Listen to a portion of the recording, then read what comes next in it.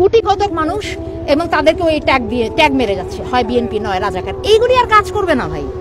আমাদের নতুন প্রজন্ম যারা মুক্তিযুদ্ধের সময় জন্মও হয়নি তারা অনেক স্মার্ট, তারা অনেক বুদ্ধিমান, তারা এইগুলি খাবে না।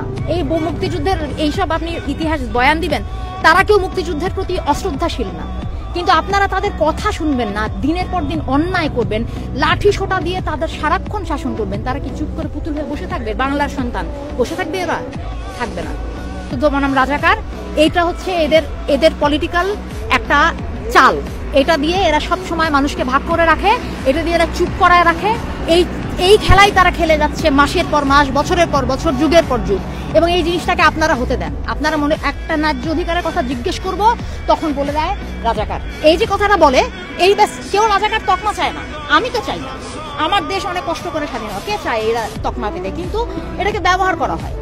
এই ব্যবহারের হাতটাকে এবার এই ছাত্ররা মুছড়ে দেওয়ার চেষ্টা করলো, এবং আমার মনে হয় বাংলাদেশের মানুষেরও এটা মুছড়ে দেওয়া উচিত। তারা এটা হতে পারে না যে স্বাধীনতা যুদ্ধ ৭১-এই শেষ। এই যে বুড়া মানুষগুলি রিক্সা চালায়, এই যে মরিচের কেজি ৪০০ টাকা, ৮০ টাকার নিচে আলু নাই, এই যে কুড়িগ্রামে বন্যা, মানুষের আশ্রয় নাই, আবার হাজার হাজার মানুষের এত এত টাকা, তারা মাথা ব্যথা হলে একটা হাঁচি দিলে সিঙ্গাপুরে চলে যায়। কেন?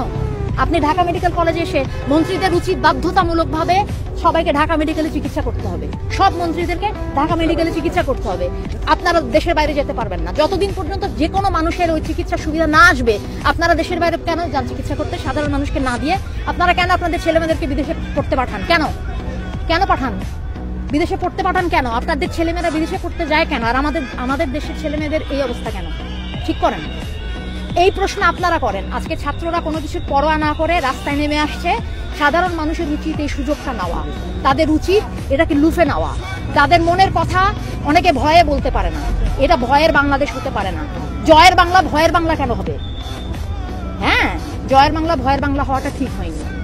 এই দাবি বলে গেলাম আপনাদের কাছে। আপনারা এই জিনিসটা নিজেদের জায়গা থেকে, আপনাদের সাংবাদিকদের অনেক দায়িত্ব, আপনারা সব কিছু কাভার করেন না।